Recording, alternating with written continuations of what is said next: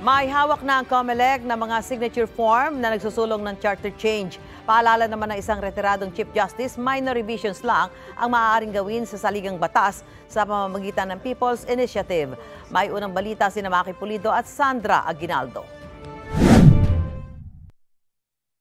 Sa mga larawang ibinahagi ng Commission on Elections, makikitang natanggap na ng ilang mga local COMELEC offices ang mga signature form para sa isinusulong na pag-amyenda sa saligang batas sa pamamagitan ng People's Initiative. Ayon kay COMELEC Chairman George Erwin Garcia, galing sa 400 munisipalidad at syudad ang mga signature form at patuloy daw itong nadaragdagan.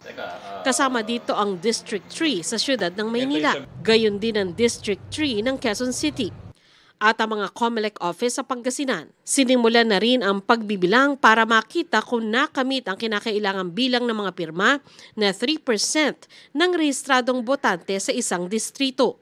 Sabi ni Garcia, kapag nakamit ang tamang bilang ng pirma, magpapalabas ng certification ang lokal na opisina ng COMELEC na gagamitin naman ng mga nagsusulong ng People's Initiative sa paghahain ng petisyon sa COMELEC main office sa Maynila. Kailangan nilang makakalap ng di bababa sa 12% ng registered voters mula sa buong bansa. Mag-i-issue po ang NBank ng isang resolusyon, finding sufficiency in form of substance, and ordering the election officers na may hawak ng mga signature pages na sinabit sa kanila to verify now the signatures. Titingnan po niya isa-isa yung signature sa bawat page, sa bawat form. Aalamin niya si A ba registered voter, active pa ba ang kanyang registration as a voter. Isa sa alang-alang din daw ng COMELEC ang mga naglabasang report gaya ng bilihan ng pirma o kaya ay mga taong pumirma pero hindi alam kung para saan ang pirma nila.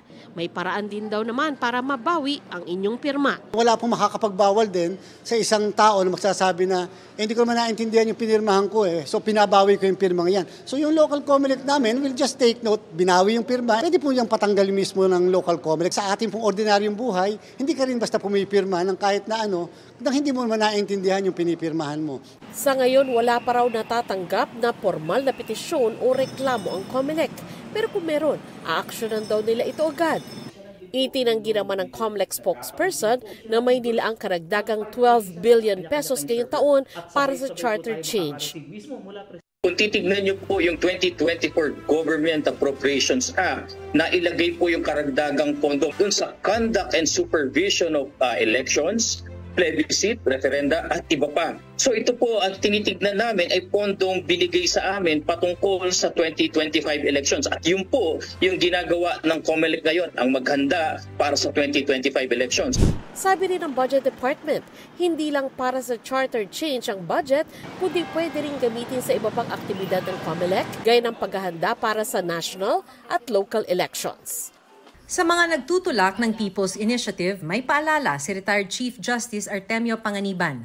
Batay sa isang desisyon ng Korte Suprema, minor revisions lang at hindi major revisions ang maaaring ipanukalang amyendahan sa pamamagitan ng People's Initiative. That decision stands until now. That has not been reversed. Ibig sabihin daw ng minor, madaling maintindihan ng tao ang issue, hindi tulad ng mga economic revisions at pagpapalit ng sistema ng gobyerno. Hindi raw kasi tulad ng Constitutional Convention o CONCON o Constituent Assembly o CONAS. Sa People's Initiative, walang pagkakataon para maipaliwanag ng husto ang issue. Ito raw ang desisyon ng Korte Suprema noong 2006 sa kasong Lambino versus COMELEC nang isulong ang People's Initiative para gawing parliamentary ang gobyerno. Kailangan yung maintindihan ng mga tao ang ating panukala. Kung hindi maintindihan ng mga tao, mahirap silang bumoto. They cannot vote intelligently. Hindi siya makakaboto na ito pala'y makaka-epekto sa kanilang pamumuhay.